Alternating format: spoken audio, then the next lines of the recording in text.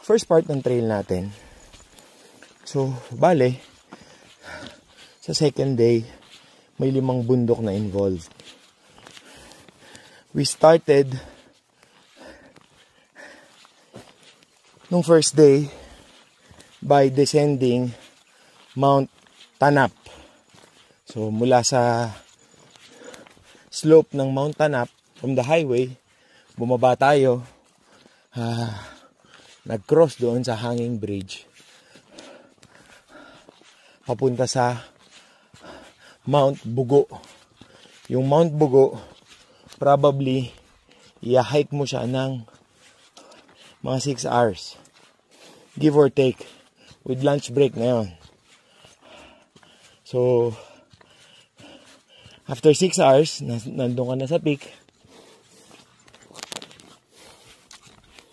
Akyat konti, pero bababa ulit para umakyat naman para akyatin yung mas mataas na bundok, ang Mount Tagpaya. Ang profile nila from Mount Tanap o yung Kibungan Municipal Hall, nasa Mount Tanap yun makikita mo yung Bugo tsaka Tagpaya. So that's the second mountain that you climb.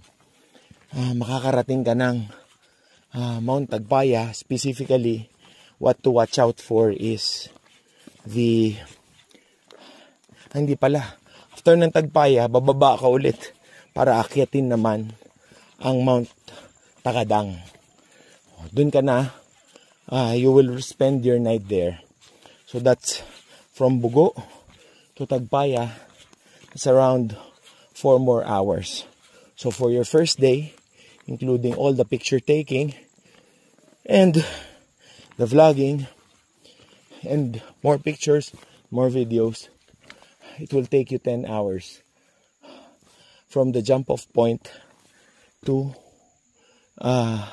where you will spend the night for the first day. On your second day, you will descend Mount Takadang, go to the Crying Mountains. That takes around 2 to 3 hours depending on your pace, and take another 2 to 3 hours going to this place.